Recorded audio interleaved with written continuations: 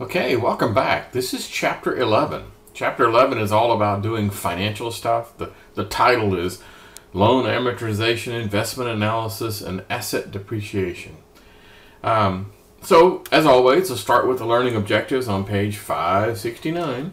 It says, construct a loan analysis with payment rate and INPER. Now, we've been using payment a lot in all of our examples, so that one shouldn't be that much of a deal.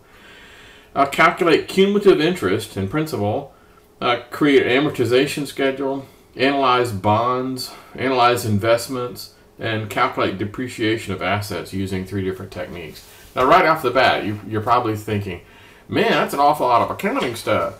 And if you're an accounting student, you're probably nodding your head going, yeah! If you're not an accounting student, you know, your eyes are beginning to glaze over and you're kind of going, what? Now, I will tell you, this is not a tough chapter to learn from, you know, a why and philosophy. It's almost all mechanical. It's almost all what, which if you've been following, isn't one of my favorite kind of topics. I'm more interested in the why than the what. But let's begin. All right, so at the very beginning, on page 571, they talk about the payment function. Yay! And, you know, we have done this a gazillion times before. So again, this won't be too difficult. So here we go. So let's say that I want to, I'm buying an expensive car and it's $40,000. Okay. And since I like 42, we're going to loan for 42 months and at 6% interest. Okay. There's my numbers. Now, let's remember how this thing works. First of all, it's PMT. That's a good one. And then, if you know, what is the rate? Now, can I just click on this? Will that work? No, because that's the annual percentage rate. And since we're doing it per period, then what I need to do is to go in here and divide by the appropriate number to make it come out right. So in this case, it's that divided by 12 because annual, right? Okay, INPER is the number of periods.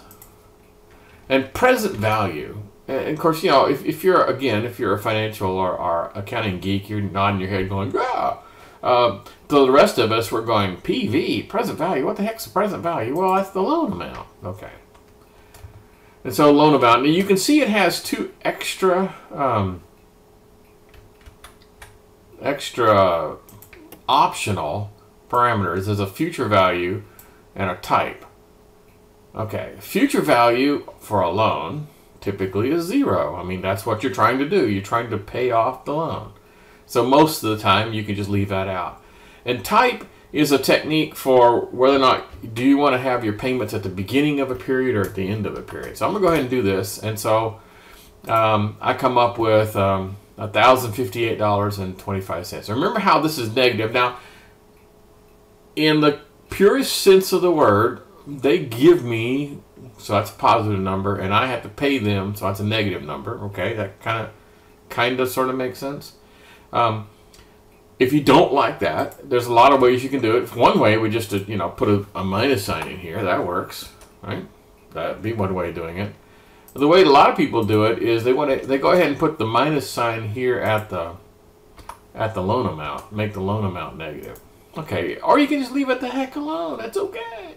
So, in theory, this is a review because you've seen all this before, right? Okay. So there is a quick reference on page 574 that goes over each one of those parameters to include the optional parameters. So I'm assuming you know what the other things are.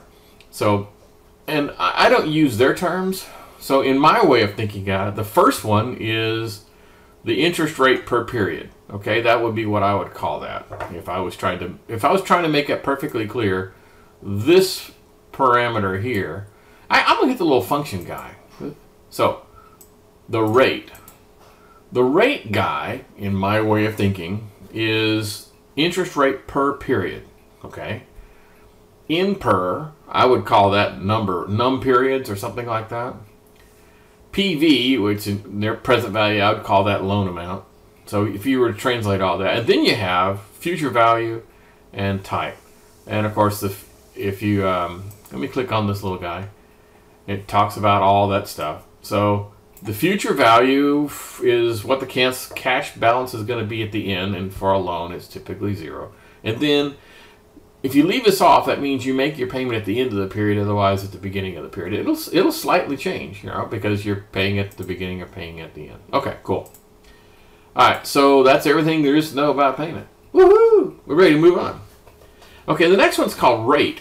Now, you're solving the same equation, but you're solving for different terms. So here are the 4 terms, right? Loan amount, period, interest rate, payment. And I shaded in what we're trying to discover. So if somebody told you that I've got a loan amount of $40,000 and the number of periods is 42, and I'm paying, let's say, I'm going to round it off a little bit. I'm going to say $1,050. Otherwise, it'd come out exactly right. I don't want to do that. So the formula is rate. So rate, the number of periods is that, the payment is that guy, and the present value is that guy. And I hit it in here and it doesn't work. And here's one of the oddities. For this to work, the present value has to be a negative number. Okay, come on. Whatever, dude. It's just one of those oddities. And so you go, 0.46, that can't be right. Well, remember now, it's solving for the interest rate per period. So if I want to make this thing come out the way it does for an APR, I would multiply it times 12. Okay, so if I had exactly 1,050, that'd be equivalent to having 5.55%.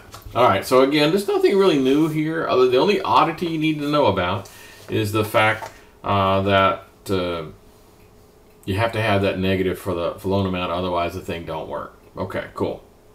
There are some other things. You can have the same 2 optional things: the future value guy and the type. And then they throw another one in there, and the other one talks about the first guess, and that's to help the algorithm. I've never had a need to use that. It starts out guessing 10%, it does the calculations, then it goes up and down. And I guess it could speed the calculations up if you knew in advance it was somewhere around 6. You could probably type that in and make it go faster, but hey, what the heck.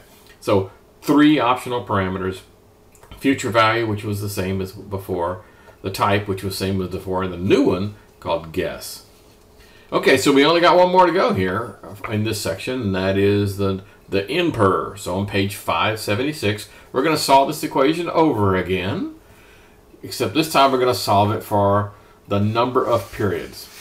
All right, so I go here. So I got $40,000.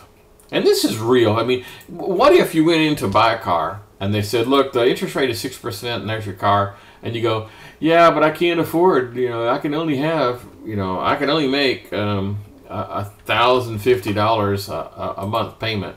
How many months is that going to be? Okay, so he's got a calculator or a computer program at the car dealership. He can whiz through that and tell you, okay, that's 42. Okay, so we're going to do this. So, and what's the name of the function? You could probably sort of cheat by looking at the title here. It's INPER.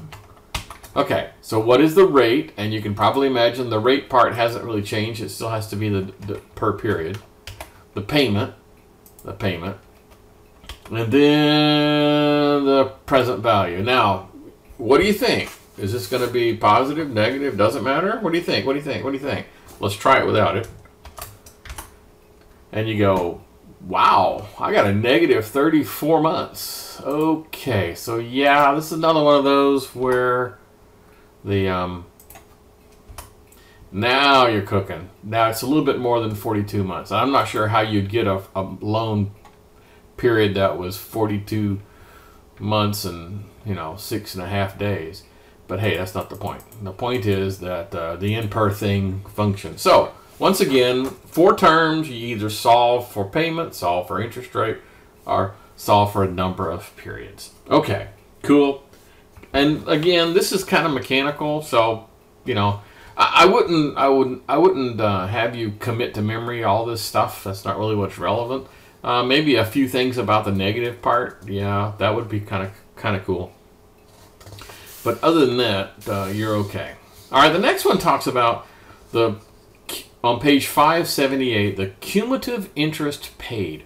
So I want to know, here's my bank loan, and for the first year, how much interest am I paying for the first year? I just want to know that. I don't know why I want to know that, but who cares? So there's a thing in here called cum int I payment. So cumulative interest payment. And it says, what is the rate? Well, let's just pick this one. Doesn't really matter which one. Divided by 12. The number of periods, that hasn't changed.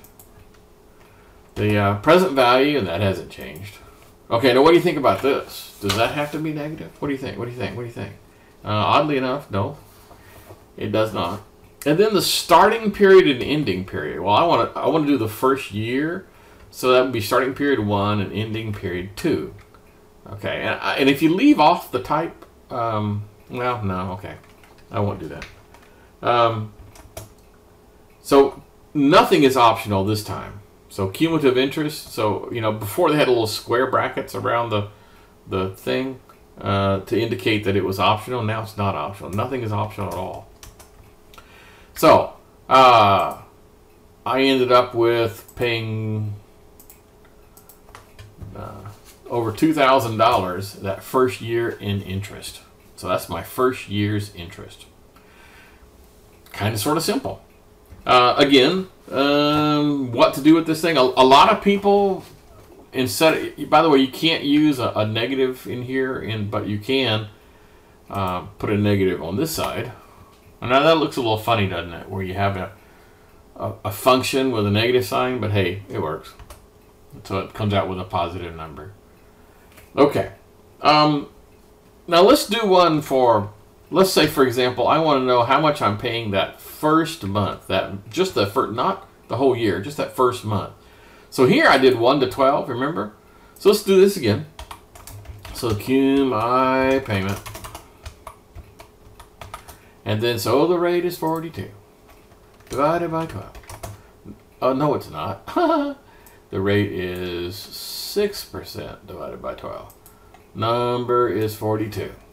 The PV is 40.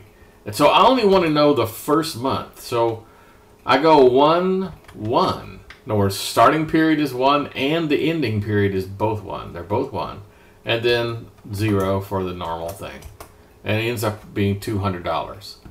Okay, now this cumulative payment and cumulative interest guy is really designed for doing big things like, you know, first year or something like that. Or perhaps what is the interest paid for the entire loan? All I have to do is go to 1 to 42. That'll tell me how much interest I'm paying total. Okay, that's good stuff.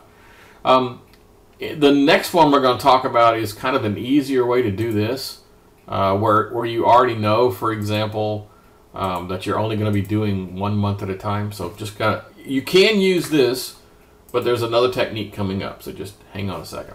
Okay. So the opposite of that is cumulative principal. How much am I getting on the principal for the first year? All the rest of the arguments are absolutely the same. So that would be that divided by 12. Number of periods is that. Present value is that. Starting period is that. Ending period is 12. Type is 0. So I'm ending up spending $10,000 in the first year on principal and $2,000 on interest. Let's calculate how much interest principal I'm getting for that 1 month. Same thing. So let's do cum prints, and again, rate divided by 12. Number of periods. Present value. Starting period 1, 1, and 0. So I only want the first month. Okay. Cool. Now, I didn't bother to go through and put the negative thing in there. I probably guess I should have. What the heck. Well, let's just do that. Just to make everybody happy. Is everybody happy?